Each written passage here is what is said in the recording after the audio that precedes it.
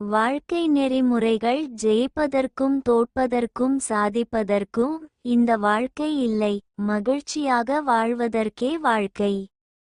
இடியாப்ப சிக்கல் போல எவ்வளவு பிரச்சினை வந்தாலும் ஒவ்வொன்றாக அலசி ஆராய்ந்து விடுவிக்க வேண்டும்.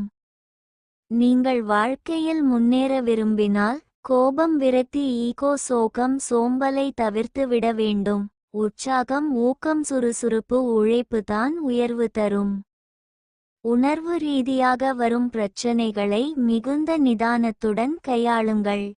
அமைதியான மனநிலை வரும் வரை பொறுமையை கடைபிடியுங்கள்.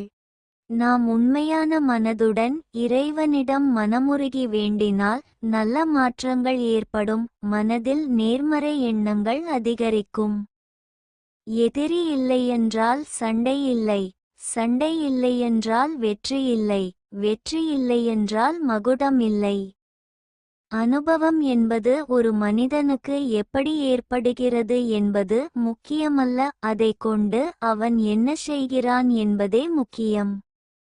சரியான செயலை சரியான வழியில் சரியான நேரத்தில் செய்தால் நாம் செய்யும் செயலில் பலன் அதிகம் கிடைக்கும். எந்த ஒரு கருத்தையும் ஆராயாமல் போற போக்கில் சொல்லக்கூடாது. ஆசை காட்டி பேசக்கூடாது. அச்சம் ஏற்படும்படி பேசக்கூடாது. வீண் பேச்சு பேசக்கூடாது.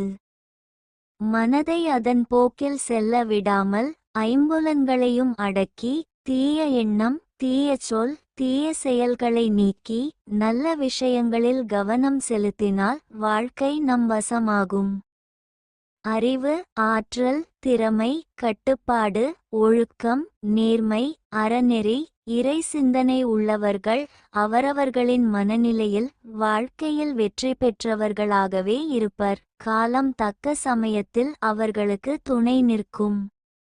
நல்லோர்களின் பணிவை சுயநலக்காரர்கள் தங்களுக்கு சாதகமாக பயன்படுத்தி காரியம் சாதிக்கின்றார்கள். பணிவை விட தன்மானம் பெரிது என்று உணர்ந்து கொள்ள வேண்டும். நன்றி கெட்ட மனிதர்கள் நிறைந்த உலகமாக தற்காலம் மாறி வருவது வருந்தத்தக்கது.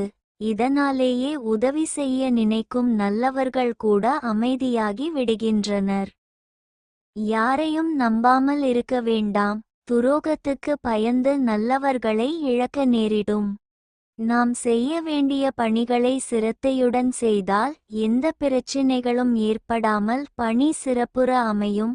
மாறாக பிற வேலைகளில் பிறர் காரியத்தில் தேவையின்றி நுழைந்தோமானால் உடலும் மனமும் கண்டிப்பாக கெட்டுவிடும். பிடித்ததை அடிக்கடி நினைக்க பழகுங்கள், மகிழ்ச்சி கிடைக்கும். பிடிக்காததை முடிந்தவரை மறக்க முயலுங்கள், நிம்மதி கிடைக்கும். நல்லவர்கள் செய்யும் உதவி பூமிக்கடியில் இருக்கும் நீர் போல தன்னை வெளிக்காட்டிக் கொள்ளாது.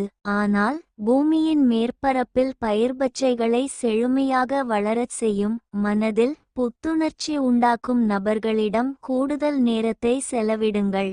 உங்கள் திறமை மீது உங்களுக்கே நம்பிக்கை வந்துவிடும். கஷ்டத்தில் ஆறுதல் சொல்ல பலர் வந்தாலும் கஷ்டத்தை போக்க தாய் தந்தை இருவரால்தான் முடியும். எல்லாம் போக போக சரியாகிவிடும் என்கிற நம்பிக்கைதான் மனிதனை சங்கடத்திலிருந்து தற்காத்துக் கொள்கிறது.